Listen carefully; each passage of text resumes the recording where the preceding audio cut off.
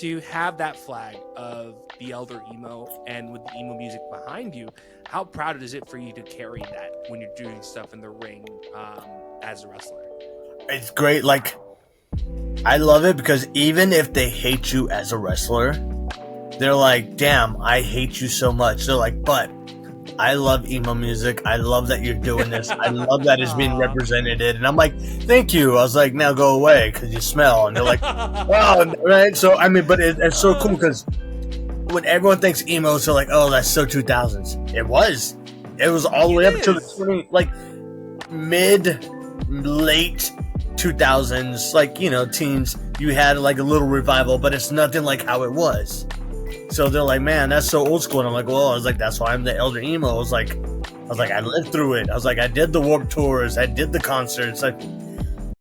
We have the elder emo. I think we're both elder emos with the music that we're listening to. So we have Branden Vice in the program. Thank you so much for having you on. It took a while to get to where you're at. So thank you so much for having you on the podcast. No, thank you. I mean, this is it's gonna be great. I can't wait. I've been excited for it the whole time.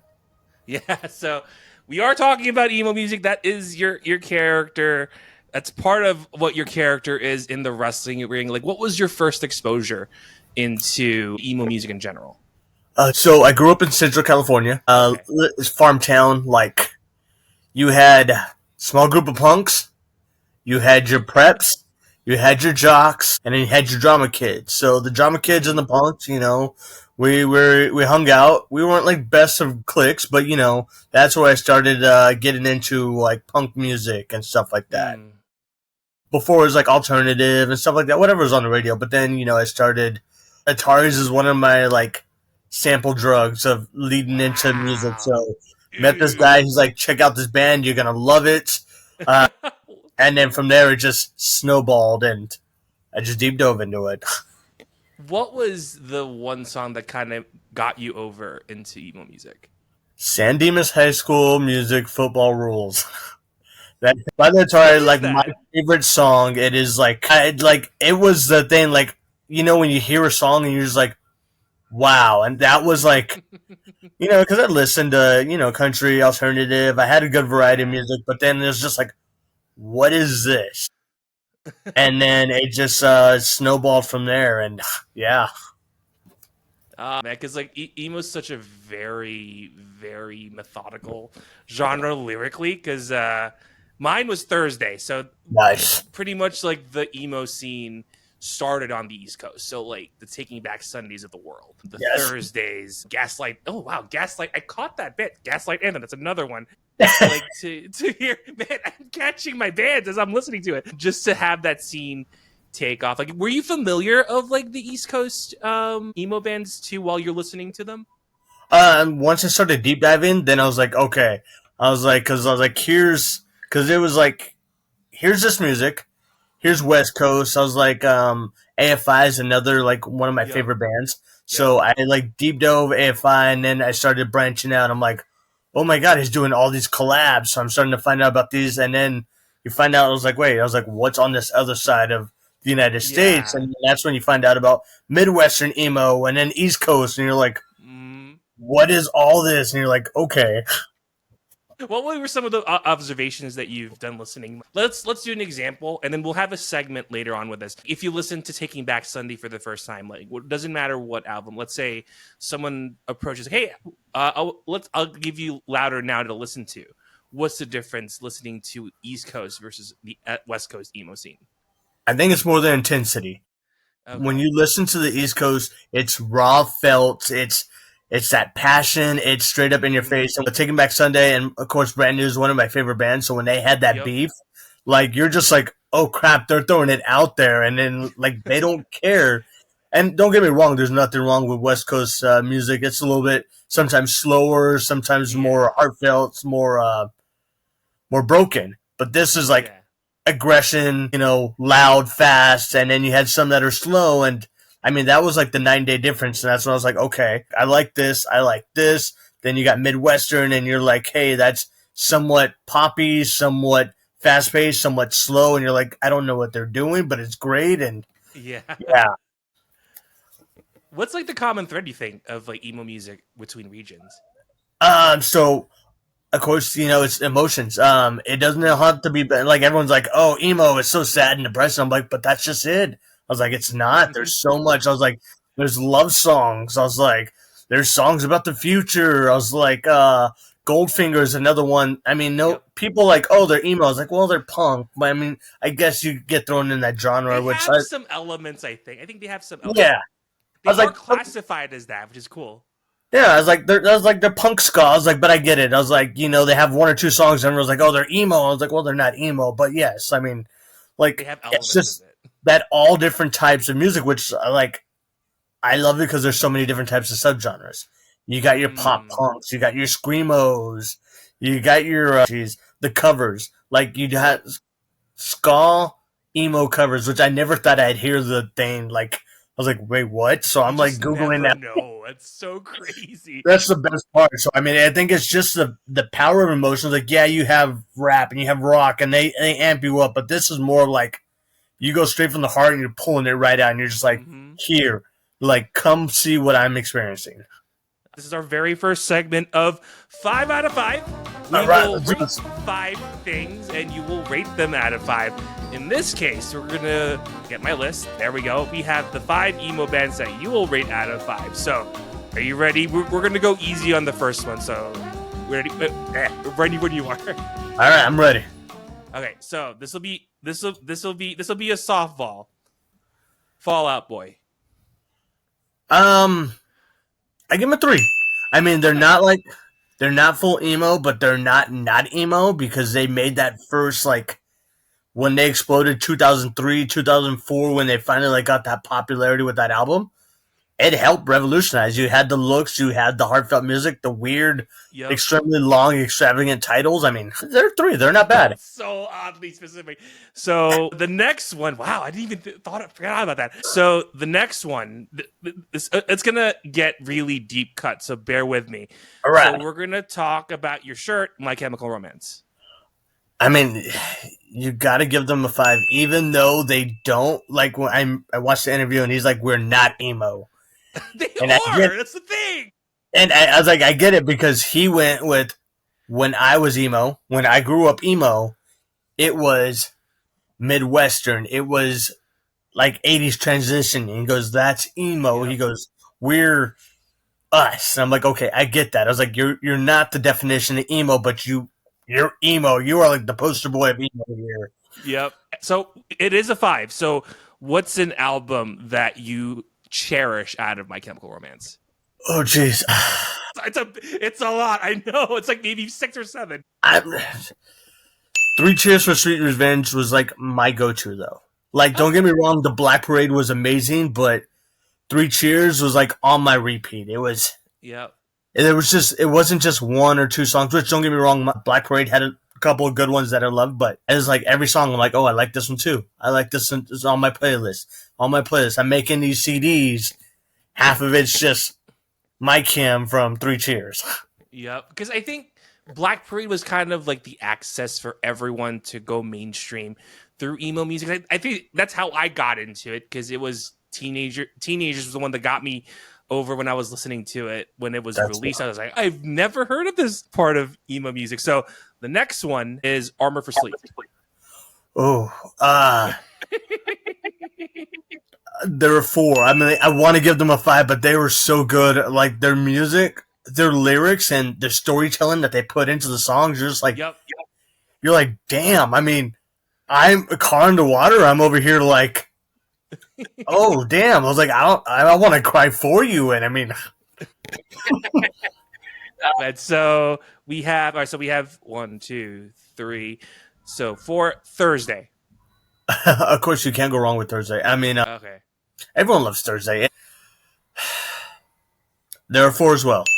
Okay. I mean, they're like right on being a 5, and it's like right there too. But when everyone thinks of emo, My Chem has like that's the poster boy.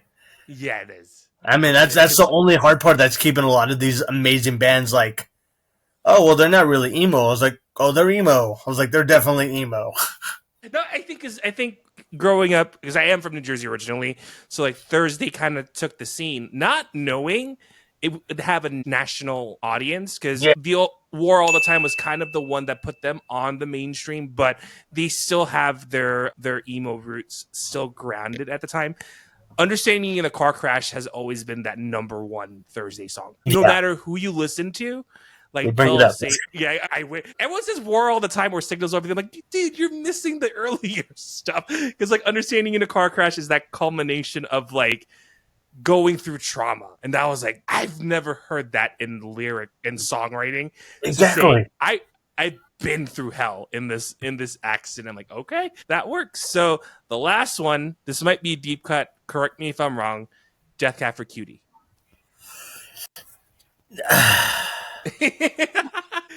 Lyrically, musically, yes, they're emo, but then like you have that niche people where they're like, Yeah, no, they're not emo. They're just whiny. And I'm they like, are. I not think they whiny. I are. was like, but they are emo. I was like, see, I have a love hate relationship to them. So Really? so when I was in the Marines and I was over in Iraq, our vehicle commander, our lieutenant, that was his band, and Okay. driving for hours on end. I'm like, for the love of God, put anything else on. But and he's just like, what? And he turned it up more, and we're just like, I was like, I love emo music, but I was like, I can only take so much of. You're just gonna cry at that. So out of five, what would you give them? I sense a 3 or a 2. It's a 3, and they're like right in the Okay. middle. Like Because I I think don't deny how good they are, but at the same time, I'm like, I think personal preference now. I'm just like, you can't be. it's not every day. It's not every day you get to live. Because I think when the Twilight movie came out, and I knew Death Cab way before they went mainstream with Meet Me on the Equinox. I was like, that was their entryway. Yeah, Someone, when I was in high school, they were like, yeah, you listen to Death Cab. Can you show me like the albums here? I have to find the albums. And he's like, yeah, I don't like them. Like they're very, very deep with lyrics. Like, I like their music. They were like, no, the lyrics are just it yeah. kills you. It kills you with that. So that is 5 out of 5. We'll head back with the interview, and thank you for your service first of all in the Oh, well, thank you, Marines. man. And what was the driving force for you to join the Marines? Because the Marines is not an easy branch in the military, but why take the leap to do it? So my dad was a Marine. Okay.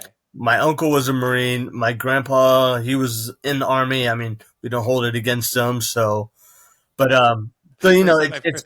it's always been there. And then of course, God, I'm dating myself. 9/11 just happened. So Mm. 9/11 happens. Next year, I graduate. I went from being full emo. The day after graduation, I cut my hair. It's like Oh very my god. short, and like everyone's like, "Who are you?" And I'm like, "Hey, by the way, I'm moving up to Washington, and I'm joining the Marines." They're like, "Wait, what?" And I'm like, "Yeah, lots to take Wow. in." I'm like, State or DC? I'm sorry. State. So I Washington. moved up to Okay. Washington State. That's where my dad was living at the time. So I went up there. I was Okay. there for like 4 or 5 months, and then got a good recruiter, and he's like, I was like, I want to go like soon. He's like, all right, I got you. And then December of 2004, bam. I was like, Because okay. like to travel around the world too. Like I know the Marines is a sneak peek into traveling around the planet, to go out of your comfort zone from, let's say, from California to Washington State. What was it like to go outside of your comfort zone to serve in the Marines? You know, I'm a weirdo. I love traveling. Like it doesn't have to be like out of state places. Like I do it all the time. I look at my girlfriend. She's like, "What are we doing this weekend?" I'm like, "Hey, I'm not booked." I was like, "She's like, well, what do you want to do?" I was like, "I don't know. Let's hop in the car. We'll see where we end up." And she's like, Nice. "Where are we at?" I was like, "Oh yeah." I was like, "I don't know. I found this town in the middle of the map," and I was like, "That's a cool name. I want to go check this out." And she's like, "Okay," but I I mean, don't have a choice. so I've always done that. Like I found Tranquil, California, and I drove there one night, and the whole thing about that is that was the town in Transformers cartoon where it was based out Oh. of. So I was like, wait, what? I was like, that's 5.5 hours. I was like, I can drive that. I was like, let's just take off. So I mean, it's cool. I love new experiences. So I got to go over to Japan. I was over in Okinawa. I didn't get to make mainland. That's my goal, is to go mainland. But Yeah. I loved being over in Okinawa, and then of course they didn't let us out in Germany. Probably for a good reason. We were there for like Mm. 8 hours waiting for our plane, and they're like, "No, you guys are confined here." And we're like, "Well, that's probably for the best, actually." Yeah. But What was it like going through different countries too, and especially with the military background that you have? What was it like to explore those new countries while you're serving in the Marines? I always thought it was cool. Off the record, I'd never been to Mexico while I was in the military. It's just right So there. It's right there.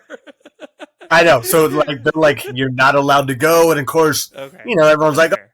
"Oh, I'm definitely not in the service," and you're wearing like hats and stuff to try to make yourself look like you're not in. Right. So I mean, that was cool because we went over to Tijuana, not the best place to go, but it's out of the way. I've been over to Canada. That was really cool. I got to go visit Ontario, so that was cool. Okay. And then like Okinawa, and so I didn't get to do too much traveling because they're always like, "Hey, you're deploying over to Iraq. You're back. All Mm. right, we're getting ready for the next build up." And I'm like, "Oh, okay." And then they're like, "We're gonna be there as security," and I'm like, "Nah, I'm cool." I was like, Okay. "I'm getting out." In like 5 months, I was like, "No, thank you." How long were you deployed? So I was deployed 7 months. So I think it was March of '06 to I think we came back in September, like almost November-ish of Okay. 2006. Yeah, because like and basic training and all that. So that's more time on top of what you're doing in service too. Yeah, so you start like you'll do your boot camp. It was a couple months, and then you go to your training school, and then from there you hit the fleet, and then like I think I got to the fleet. I was there for like 6 or 8 months, and like, hey, we're deploying. I was like, oh crap, okay, Ah. cool. I was like, all right. So like it was cool. It was very nerve wracking because you're the new guys there, and the Mm. group that I got put with, they just came back from Ramadi, Iraq, and it wasn't a very good tour for them that time. So we are like, Yeah. okay. I was like, well, okay, and then we end up. They're like, hey. You're not going to Iraq. We're going to go do this instead. And that's when we went to Okinawa and all that. And then when I came back, I went to another unit, and that's when like Iraq. I'm like, okay, cool.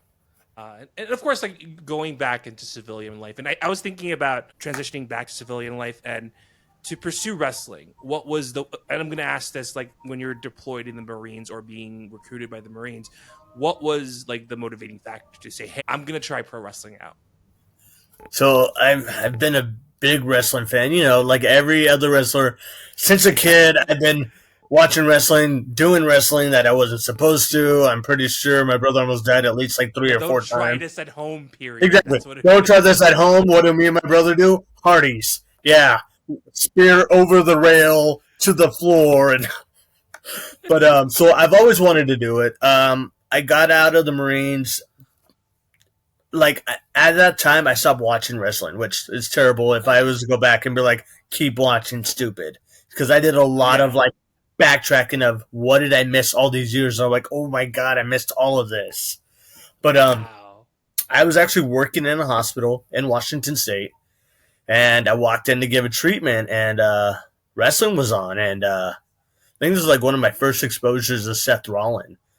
Like I walk So in, I was like, wait, who's this guy? I was like, all right, there's Triple H. I was like, there's Stephanie. I was like, they're still there. And I was like, who's this guy? And then like I watched him. I was like, holy crap. I was like, this guy's really good. So I'm talking with my patients while he's doing his treatment, and I'm just like, damn. So every couple days I'd be going in, and I'm like, hey, and we're sitting there talking, and he's doing his treatment, and we're watching wrestling, and I was like, damn, I really want to do this. And mm, so I was married at the time. So my wife, my ex-wife, she was very supportive. So she's like, you want okay. to do this? She's like, we'll do this. And I was like, I want to like 100% do this.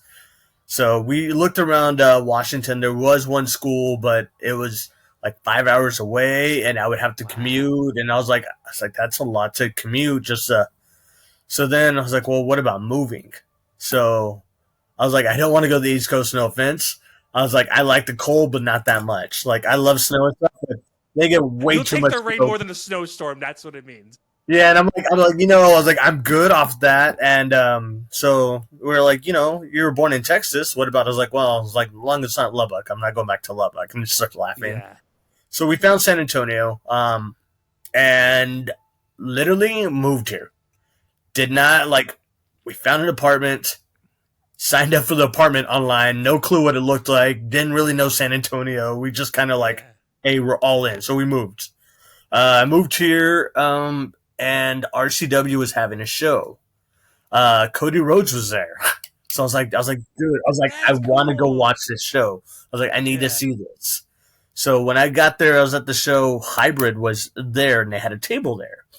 So there, I see them over there, and I'm like, damn, who are these guys? They're like, oh, it's Hybrid School Wrestling, and I was like, okay. And I'm walking by, and I see them. They're sizing me up, and I'm just like, all right. I was like, well, so I go over, and like one guy, he actually became my tag partner. He comes over and he's thinking about wrestling. I was like, oh, I'd love to. And he's like, well, we got a school. He's like, why don't you try it out? So he's like, come meet everyone. So I met Marvel, Ruben Still, of course, Richie Garcia. He was my Mhm. tag partner eventually. And from there, they're like, hey, we have a hybrid challenge. I was like, okay, what's that? And they're like, well, it's the first thing ever. They're like, if you win this challenge, they're like, you get half off tuition. So Okay. all Okay. right. I was like, that's cool. Well, it's like, I don't want to pay that much for school. So, I mean, like, so I was like, I got this. I was like, I work out. I was like, I'm in decent shape. Not the same.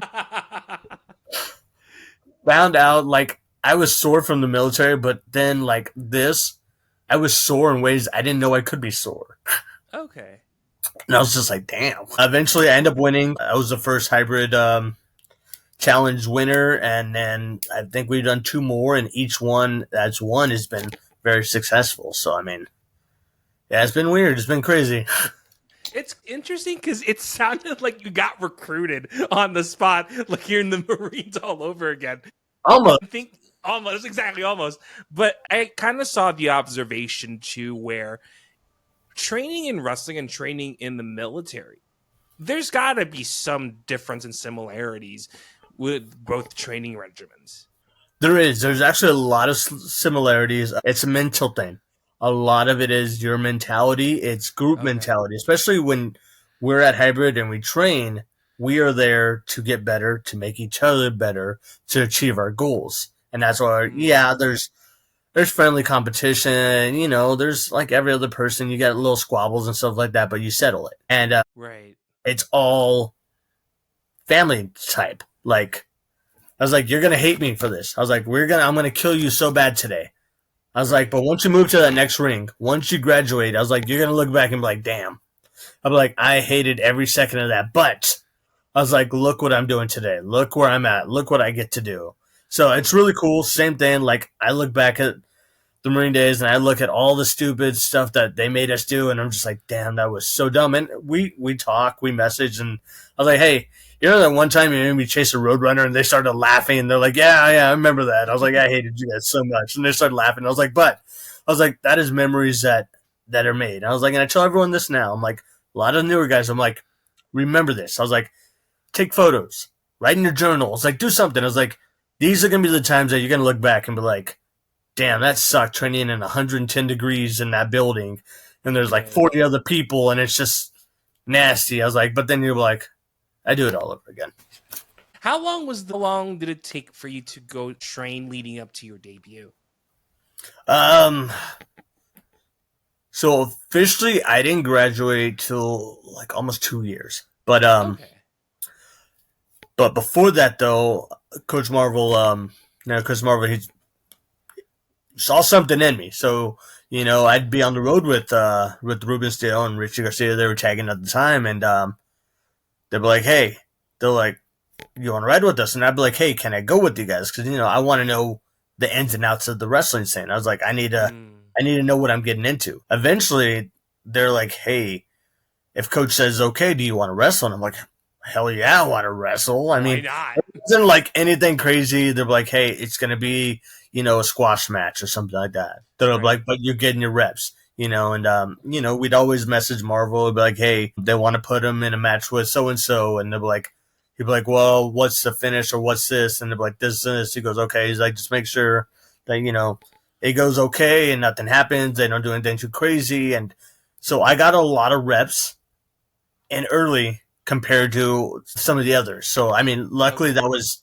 very good because some guys, they weren't either they didn't take advantage of the opportunity to jump on the road and go with other people, or maybe they just didn't want it that bad. I don't know. I don't try to assume, but luckily I was blessed to get a lot of practice matches, squash matches, stuff like that under my belt before actually graduating. And you sense the amount of work that's paid off over time. And for you to at least just debut, like that's something that you're blessed to have that opportunity, whatever that situation that may be, because it'll be building up to something more and more and more. And before I even talk about the matches that I want to talk to, what is your favorite match of all time as a wrestler? You know, and I really wish I would have done this. So David Teen, out of Hybrid, he catalogs each match.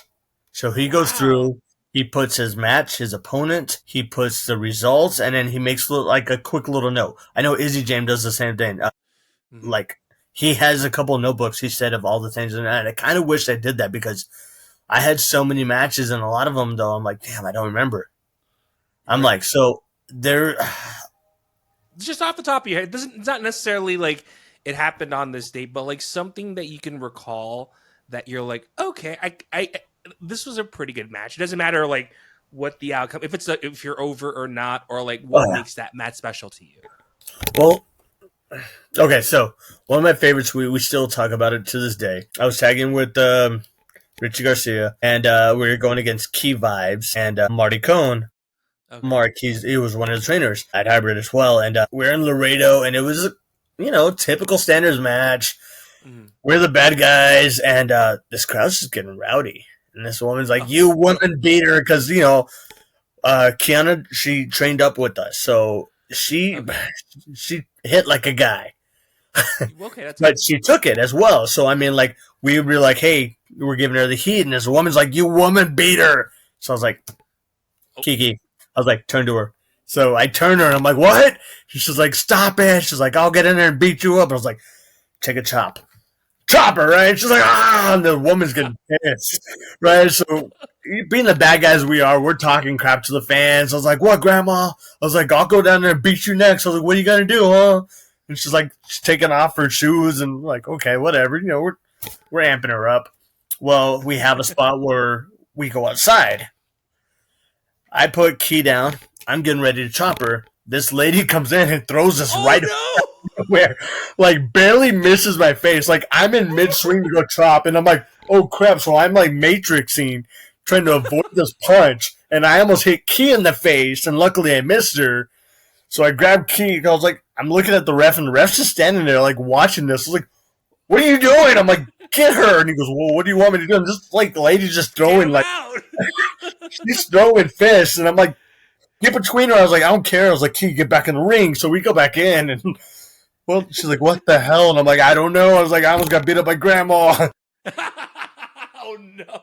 So then, like, Mark and RJ were working on the other side, and they're like, oh, they come back in. They're like, what just happened? I was like, we need to take this home, So can we finish this soon? Yeah, so we went through them. I was like, let's do the finish. We talked crap to Grandma a little bit more, amped her up, and then they got their big comeback, and they got the win and everything. But he was like, did you ever just get beat up by Grandma? I was like, I did, actually. I was like, and Grandma was throwing hands like a boxer. I mean, that was like one of my most memorables. Of course, I've never really had a match with Chris Marvel until these past couple of years. And it was him and Don Juan. Don Juan was making his debut or his return, and that match, I'm like, oh damn, I finally get the match, and then I was like, they're the legendary tag team of Texas, and I'm like, all right, this is cool. So that was another one. I'm always like, that's cool. No, because like, did not expect the grandma turn, but besides that, it wasn't like slow swings either. Like she came through. It's full on, and that's full. That's green light at that point. But because I think I did see you in a couple of matches, and The one that stood out to me was it happened on May the 4th. So like the 15-man gauntlet. I will say this, shout out to Bradley for doing it, but it's chaotic. I loved it, but geez, I was running photos. I nearly got swept, but that's for another time. That's for another time. But to work with 15 people, yourself included, how hard was it to make the calls when you're doing I mean you got eliminated, which is a spoiler, but like to call spots on that much people, how did you adapt throughout that chaos in that gauntlet match? Luckily, there was a lot of good structure. You have a very good ringleader, Izzy James. I'll never get tired of putting him over because he's like, what, 15 plus years in the business. He's got a very good head on him. Like, match-wise, he's sitting there and we're walking through this and we're talking and he's just like, all right, this and this, this and this. And he's keeping everything structured. So, like, he set that match, like, great. And, of course, you have a lot of other guys that are experienced and stuff like that. So it's like, all right, you guys are coming in here and they're like, we're going to do this, this, and this. And, you know, you had some of the guys that maybe weren't as experienced. So they're like, and it was like, well, he's like, give something, something, something, take something, something. So it was very, very well structured. So, I mean, that luckily, but, you know, nothing goes according to plan. So, yeah. So luckily, though, everyone had a very good understanding of the match, the layout and stuff like that. So once it started to go off the rails a little bit, we were able to just right back to it. Oh, there's like guardrails for you to say, all right, this is pushing a little bit more than it should have. And it's just getting the feel on how to control like anything that's kind of off to where the match is supposed to go to. Yeah, eventually it's all just experience. After having so many matches and being in so many different types of predicaments, you're like, I think there was one spot I'm like, hey, I was like, we're not supposed to be over here. So, like, I'm in there moving people around while they're doing their own thing, and it's like a little bubble, and you're in there controlling your own little area, and be like, hey, we got to get out of this area. They're going to be using it, or the next person's coming in for this spot. So it's like, move over here when we're positioning ourselves. So, like, there was one, I was like, oh crap, we're in our way. I was like, move, grab, throw. I was like, cut me off. And, you know, we're talking and we're working, but we still got to keep it going. Like, everyone needs to see this is a fight. This isn't just some ballet. Yeah, because like it's interesting with gauntlet matches. You never know when something goes off or something may not look like where it's supposed to be. To adapt to that, did it take for you to notice like, okay, let me pull this person off? Like, have you ever had those moments to keep the match flow going, but at the same time, like keeping everybody else safe while doing that gauntlet? Oh yeah. I mean, no match. I think Chavo said it best. You'll never have a perfect match. You can call whatever you want, but then you're getting that position where you're going and like someone comes out of left field and you're like, what the hell are you doing here? And you're like, no. You're like, you know, bop them, give them a big forearm. Was like, feet to that other corner, stay over there. And you're like, you kick them and they stay over. And you're like, okay. Yeah. And then you're like, what are you doing over here? And you're like, sometimes you just feel like a chicken. You're running around doing stuff. But if you got other great workers in there with you, it helps because you look around, they notice the same thing. They're like, wait, what? I was like, don't worry, I got it. I was like, cut me off. And you know, like, give me a big hit. And I sailed away and we're like, okay, cool. We can kind of deviate back to where we're at. Yeah, because that was a fun match too, and it's like, despite the chaos of it, like leading up to like the finals, you kind of sense like everyone is doing their part, even though they're eliminated or they stayed longer during the gauntlet. So like to have like at least having the safeguards to say, okay, this is what we need to do if it goes off the rail a bit. All right, let's pull them off for a second, keep the flow going. So that one, because like I kind of saw the spots at the same time and seeing like, okay, that's where they're supposed to go when that person comes in, or if the guy's eliminated, okay, what's going to happen next? So like the flow of that entire match was kind of cool because at the end of it, like, when you saw Buzzsaw winning, like all the hard work that the other 14 people have done to lead to that moment. And that was the neat part of that match. It's like there wasn't anyone who's like going off on a random tangent, but it's still controlled in a way where the flow is still happening at the end of the day. Yeah, and Bradley did a great job because there's a mixture of like, I think 5 or 6 different storylines going on at that same time. Yeah. So like, you had me and Zeke, and you had Zeke and someone else, and you had someone going, and you had Izzy with someone. I'm like, and it was all just weaving in throughout this match. I was like, it was great. I mean, I tip my hat to him for that. That was Yeah. I'm like, God bless Bradley, but that was right. so chaotic. So we've had Casey on before, and what's interesting too is I love the story because I had to like watch the entire storyline between you and Casey leading up to the Hybrid School of Wrestling heavyweight match a couple of weeks ago, because Casey has made his mark and in the wrestling scene, whether it's in San Antonio or somewhere else. How did that relationship start with you guys leading up to the match over at Hybrid? So how did the relationship start, or how did the build up How to the did match? the build up for that? So let me Okay. rephrase that. I will edit it. Let's try that again. Oh, yeah, you're fine because I was like, Did I say that? No. But like to face Casey, what was that relationship like leading up to the heavyweight match that happened a couple weeks ago? That's the question. there it is. I was about to say, because when we started, So long. Okay. I think we've only worked each other like twice before that, and that was in tag teams. And it wasn't like we had a lot of like experience with each other. So I mean, that's the cool part is we never really got to mix it up, and then we finally did that blow off match. And Yeah. you know, I told Casey, he's how do I put this? Casey is a good guy. Mm-hmm.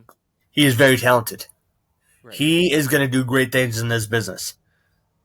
He just needs to get his head out of his butt. And you know, I thought we were brother. You know, we've been tagging for a while. We were doing great things. You know, when you have an opportunity and you say, hey, if you want this opportunity, just let me know. And you tell someone something and they laugh at you about it, kind of rubs you the wrong way. Right. So I told him, I was like, look, this isn't personal. I was like, you have a belt. I want that belt. I was like, it's a business decision. Well, Casey made it personal. Casey kept getting involved in my matches. So I would have to come back out and get involved in his. I was like, why are you sticking your nose in my business? Mm-hmm.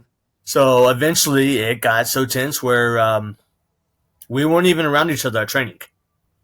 Wow. Like, we would be in different areas of the gym if we wanted to train.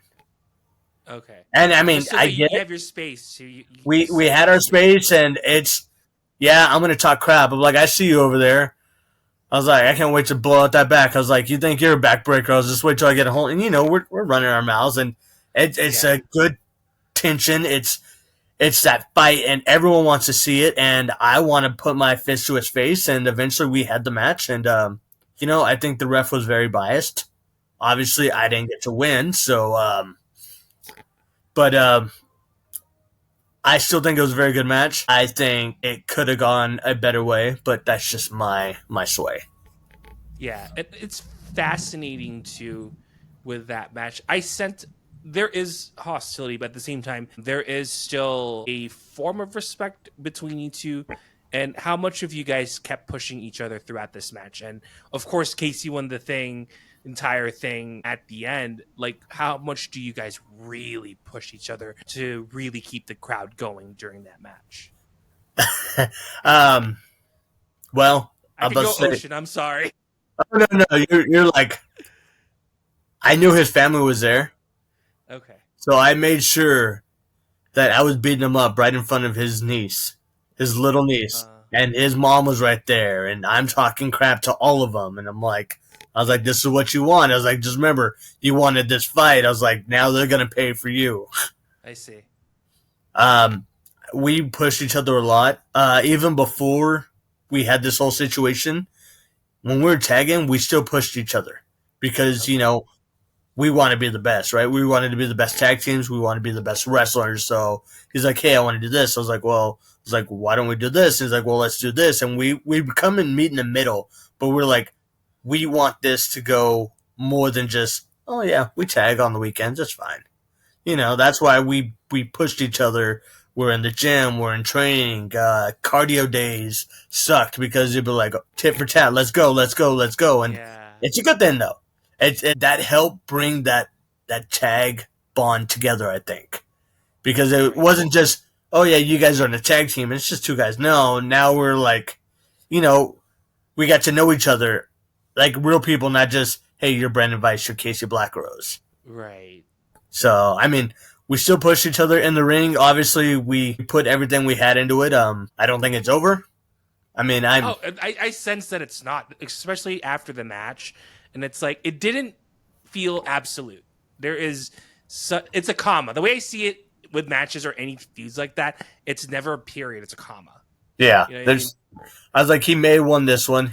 I'm all, but that doesn't mean he won the battle, but the war is still going on. So yeah, because I was thinking about, probably the only thing I was thinking about too is, with by the time we release this, we're already at the halfway mark of 2025. What are some of those milestones and goals that you would like to have as for the rest of the year? I mean, I'm always looking to add some more gold to my ways to my thing. It's a great title to have because that means that company put trust in you, and being in this business for almost 10 years, you're kind of like, I work my butt off. I'm doing this. When am I going to get my opportunity? And then this year has been a big turning point. I think that's good. Doing the Elder Emo has really like helped me turn up that notch even more.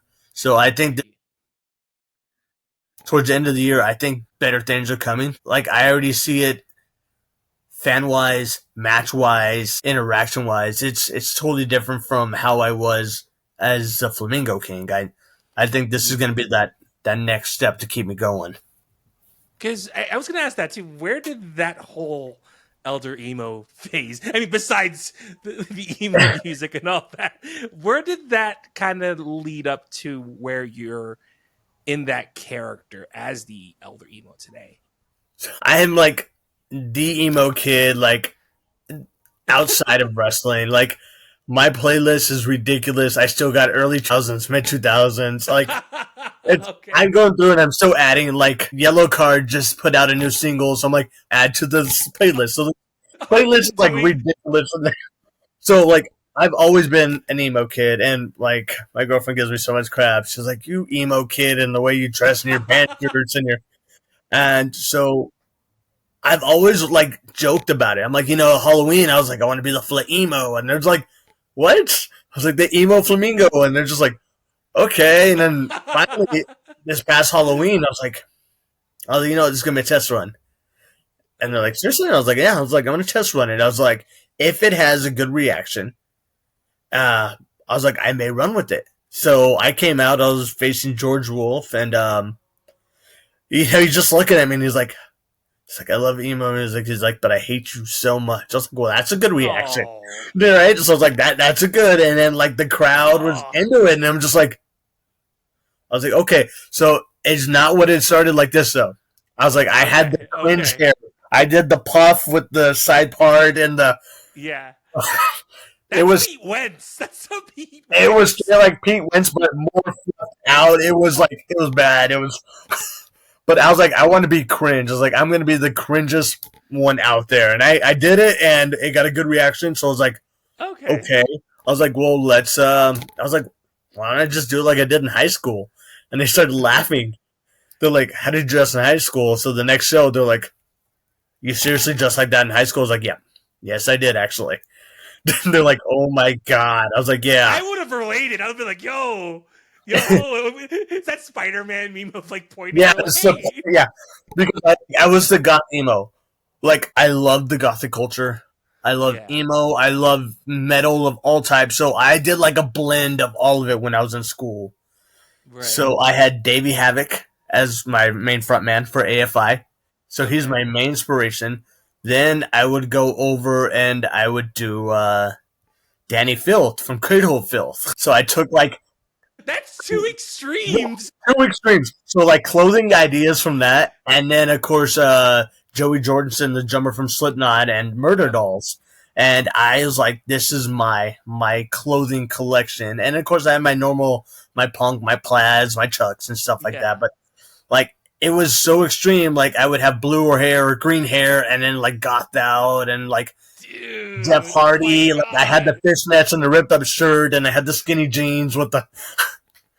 So I would have been so over it if we had like little even prior to where we meet. I would have been like, oh, he's like me. Okay. Like, But you're the heel because you're the heel. You're like, all right, cool. There goes my respect. yeah, like that's why I'm laughing because they're like, "This is how you dress in high school." It's like I did actually. I was like, I put the primer makeup on. It's like I didn't do the eyeshadow, but I had the eyeliner. I was like, I had piercings in my nose. I had the jelly bracelets, the studs, and everything going down the arms. I was like, and this is like 110 in California in the middle of summer. Yeah, I know because that's black too. So like, imagine like 110, probably 70% humidity. You're like, crap. No humidity in California though, so it's all dry heat. So it's even worse. Okay, that's fair. So it's just like sticking your head outside the window and the air's just hitting you. That was it. It was just, and of course, I walked most of the places. It was a small town. Yeah. So I'd be walking across town and all my garb, and it was, yeah. You got to commit to the bit at that point. No, you're like, you know what? 110, screw that. I'm just gonna go right through, pretend that it's nothing. Yeah, it's like, yeah, I'm fine. I just walked 40 minutes across town. I was like this, and I'm just gonna go hang out at the skate park and. Because like I'm sure like when it got carried over to how you're doing things in the ring, like how proud of, because emo is a scene on its own as much as the punk scene is doing, to have that flag of the elder emo and with the emo music behind you. How proud is it for you to carry that when you're doing stuff in the ring as a wrestler? It's great. Like, I love it because even if they hate you as a wrestler, they're like, damn, I hate you so much. They're like, but I love emo music. I love that you're doing this. I love that it's being represented. And I'm like, thank you. I was like, now go away because you smell. And they're like, wow, and that's what Oh my God. Right? So, I mean, but it's so cool because when everyone thinks emo, they're like, oh, that's so 2000s. It was. It was all the way up to the late 2000s, like, teens. You had like a little revival, but it's nothing like how it was. So they're like, man, that's so old school. And I'm like, well, I was like, that's why I'm the elder emo. I was like, I lived through it. I was like, I did the Warped Tours. I did the concerts. I was like, I got the back pain. I'm the running joke right now that at the concert, I was like, yeah, I got my inserts in. I was like, yep, Bengay's on the back.